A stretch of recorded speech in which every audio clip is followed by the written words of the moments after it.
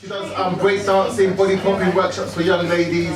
She's also a mother, and she's a very nice community lady. So without further ado, stamp your feet, stamp your hands.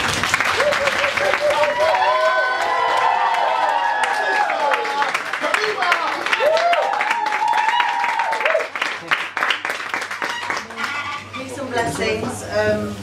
We're very honoured to be here. If you don't mind, I want to sit down because I'm getting a bit old. Too much great dancing. Yeah, I've actually mashed my back up, you know. So, yeah, so if you see me wincing, you know why. Okay.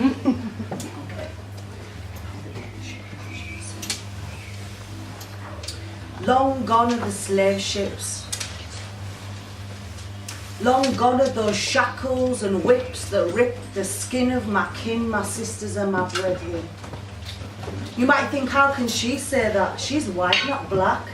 Her ancestors were the slave masters. She has some nerve. But let me correct that thought because I think it's absurd. I know I'm not black, I'm not white either. I'm kind of beige with a little red tinge, but forget that for let me take you right back to the very first ever racist attack. To let you know of the origin of this sin that still continues, not as much now outwardly, but just as deadly within. You see, when God created Adam, our common father, he commanded the angels and Iblis to bow down to him. Never said Iblis, I'm better than him, I'm better because I'm made of better things. Iblis, the first racist, and he planted it within the sons and daughters of Adam. This is where it first began. So that's how I see it. I don't have to be black to feel it. As soon as I donned the scarf, it became apparent. As soon as I gave birth to my black son, I had to tackle the invisible shackles that threatened to capture him. So I picked up a book, watched movies and documentaries, and I went to Liverpool Dock Slavery Museum, and my heart broke to pieces. You see, you don't have to be black to empathise, and you don't have to be white for racism to reside. We are all human beings, and we're all capable of being on both sides. Thank you.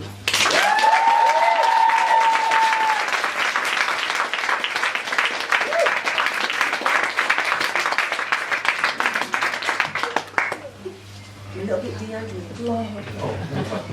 Yeah, sorry. Oh yeah, that'll be fine, yeah. Keep it if you want. I'll probably keep it up, I'm really busy. Okay. Kind of wondering which one I'll pick. Okay. This one's entitled Frankie. At 15 you started smoking the demon weed. 17 years old you were selling speed. Not for the fame or the greed, you just wanted to fit in and get high. Escaping the lies and the laws, you had 22 different homes in 11 years. Staying on friends' couches and in women's refuges. A refugee in farmer suit fantasy. You carried the burden of the game, the weight of the pain, and hid it all behind the fake hair and fake nails. And the stronger the stress got, the stronger the snuff got, almost snuffed you out.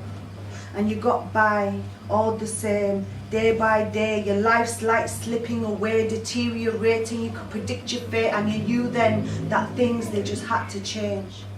The demon, he whispered your name, telling you hell would be your final destination, brought you to a petrified state until one day you fell upon your knees, begging and pleading, if there's really a God out there, can you help me please? You fell asleep. And as you woke, the morning light broke the darkness of your face. Nothing had changed, same type of day, or so you thought.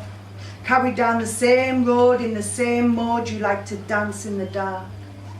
But the light spark had already been planted inside, enveloping the sickening demon that resides. You cried tears that would turn the tide. And 15 years on and on you got by singing that prison song. Smashing the boulders and rocks, you became strong. Earned yourself a degree while raising your son.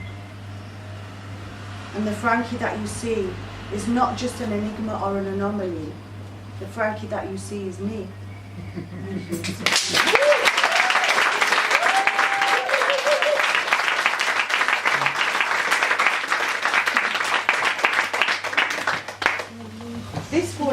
is called Prison Corridors. It was written for a specific group, a very specific group of young Muslims who were kind of losing their way.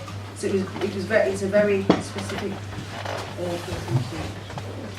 I'll get a little lemon. Look at that. I'll wash this now.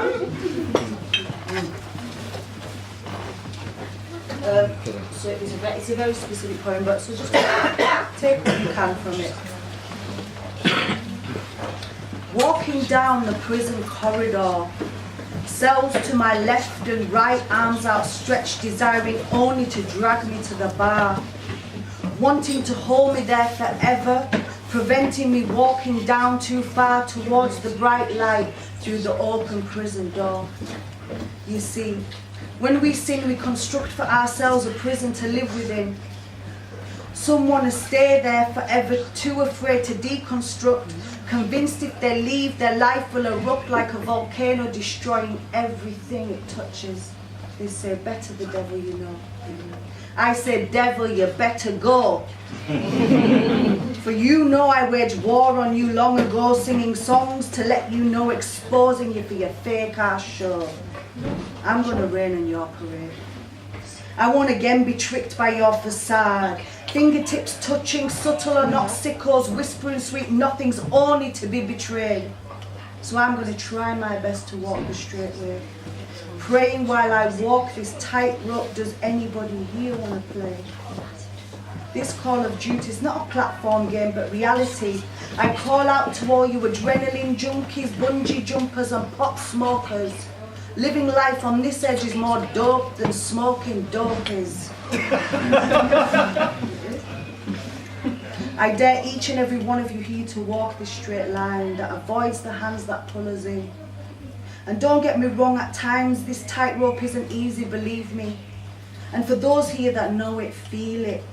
And for those here that abuse others, your time is limited. The choice is all yours. Checkmate. Now it's your game. How are you going to play it?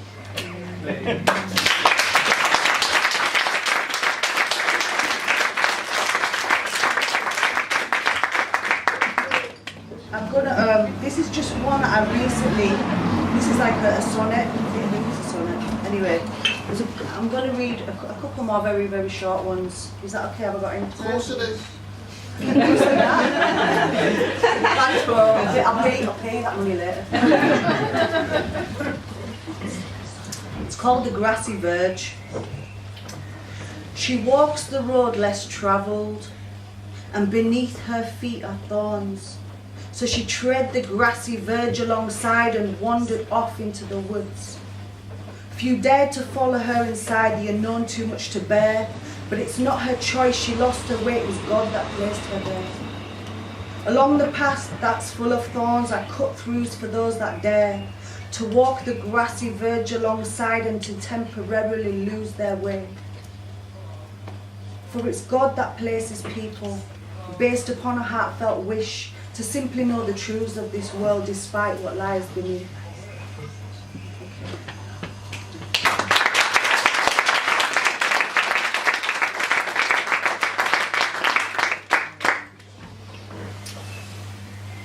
Okay, I'm gonna recite one more called Purify. In fact, it's called Myself First because I didn't entitle the poem. I wrote the poem and I thought, what can I entitle it? And because it was kind of a complaining type of poem at a group of people, I entitled it Myself First. Because really, when we're looking at other people and complaining and maybe noticing their faults, it perhaps is a reflection of something that is in ourselves. So this poem is called Purified. I mean, no, Myself First, but it begins as Purified, right? They think they are purified, but someone has lied. No one is purified till they die, face God, be forgiven, then he's the purified, directed towards the light where he will reside. When you say you're purified, you die inside. No more growth left, right? Death like genocide, and they thought they had cried. God consciousness is on the inside. No man can see how the heart lies or the intentions hidden away from their eyes. Glory be to God, submission is the design. No more violence and oppression, it's not the tradition but an evil place to reside. I call my people to the inner struggle. God forgive us for we have lied. And don't give up so easy next time, as change takes time. Smile. SubhanAllah.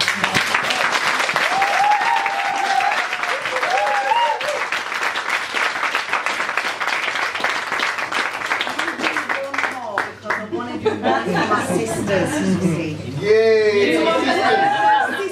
Sisters. It's not men bashing, not really. Yeah, it depends how you take it. Yeah, it's only a gender, but whatever. It's called the rose. Each petal stands firm yet delicately arranged with beautiful colour and scent displayed. Handled with care, with thorns she was made, and if you had to pick her in time she would fade. And back to God on Judgment Day, about her protection, what would you say? Did you water her properly and shelter her from dismay? Did you ask God to nourish her when you prayed? Protect the flower, for she will stay with beautiful colour and scent displayed.